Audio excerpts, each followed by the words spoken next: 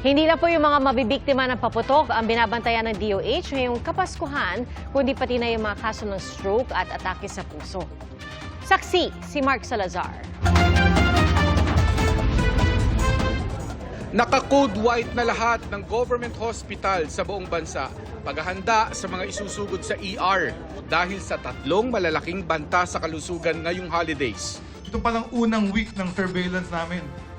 10 stroke, 15 acute coronary syndrome na ang naitala. Talagang tumataas ang stroke. Road crash injuries. Ayan, matraffic, nagmamadali, nakainom, distracted driving, pinasagot yung Christmas greeting habang nagmamaneho. And of course, the firework-related injuries. Sa Philippine Heart Center na main referral hospital ng mga inaatake sa puso at nai-stroke, nag-a-average na sa 45 to 60 patients ang isinusugod kada buwan. What is the link between the stroke and holiday heart syndrome?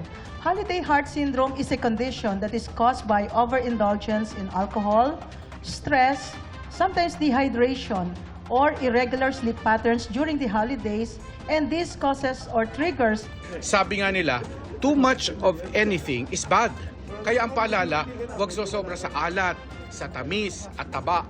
Dahil once a year lang ang Pasko, sinasabi nila, naku, di bali na yung bawal. Kakain sila ng lechon, kakain sila ng matatamis, kahit diabetic sila. Dahil may gamot naman, dahil meron namang pang-cholesterol nila. Famous last words yun kasi they end up in the emergency room. Actually, ang babata na rin yung mga nai-stroke as young as 29.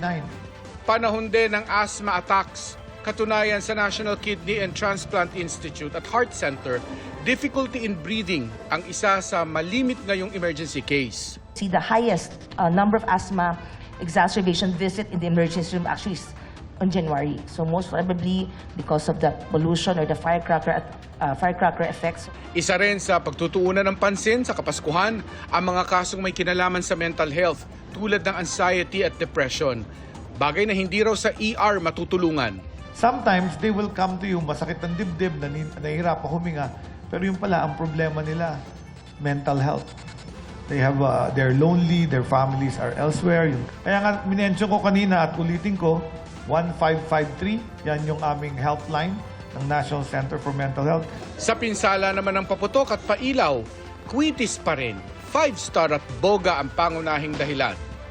At karamihan ng mga nasusugatan ay edad 10 hanggang 14. Pagdating sa nakababahalang numero ng road crash, 31% ang itinaas ng kaso ngayong taon kumpara nung isang taon. 71% sa mga kaso ay lasing sakay ng single na motor. Number one cause of death of children in the Philippines is road crash injury. Whether that's holiday or not, either a two-wheeler or pedestrian or in a vehicle. Muling paalala ng DOH, huwag makalimot sa gitna ng saya at kinang ng Pasko para ligtas at malusog ang salubong sa bagong taon. Para sa GMA Integrated News, ako si Mark Salazar, ang inyong saksi.